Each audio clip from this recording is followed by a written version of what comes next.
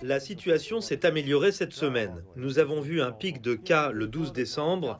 Lorsqu'il y avait beaucoup de patients et que nous manquions de personnel, le temps d'attente était de 3 à 4 heures. Maintenant, il est réduit entre 30 minutes et 1 heure. Le ratio de patients âgés augmente progressivement, ce qui signifie que nous recevons davantage de patients souffrant de pathologies sous-jacentes. C'est aussi une tendance de la pandémie. Les jeunes qui contractent le virus se rétablissent rapidement.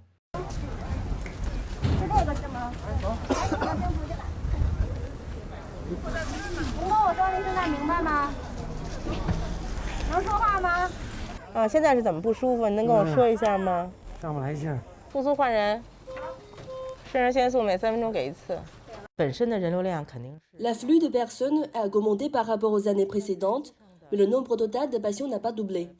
En fait, de nombreux patients souffrent d'une aggravation de maladies sous-jacentes. Nous savons que ces pathologies s'aggravent généralement pendant l'hiver dans le nord de la Chine. De fait, même sans grippe ni Covid, au cours des 3 dernières années, les saisons hivernales sont difficiles pour les personnes âgées et les patients atteints de maladies chroniques.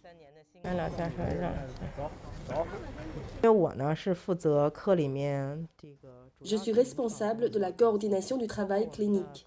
De fortes fièvres ont contraint un grand nombre de mes collègues à s'arrêter. Certains d'entre eux ne peuvent même pas parler à cause d'une laryngite. Ce sont les travailleurs de première ligne qui demandent à revenir car ils s'inquiètent de laisser les équipes en sous-effectif. Quand j'ai vu leurs messages sur WeChat pendant que j'organisais les plannings, j'étais en larmes. Environ 80% de nos médecins ont déjà eu le Covid. Comme vous pouvez le voir, beaucoup sont toujours en service, même avec la gorge irritée et de violentes quintes de toux.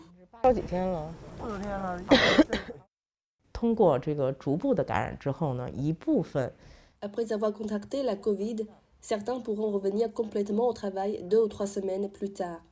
À leur retour, certains services seront rouverts pour accueillir des patients, ce qui réduira progressivement la pression sur les urgences. De plus, à mesure que le temps s'échauffera, l'impact des problèmes cardiaques et cérébraux diminuera. Je pense que nous sommes en train de sortir de cette longue nuit et que nous commençons à en voir le bout. Alors accrochons-nous, que ce soit le public ou le personnel médical, nous verrons très bientôt le soleil se lever.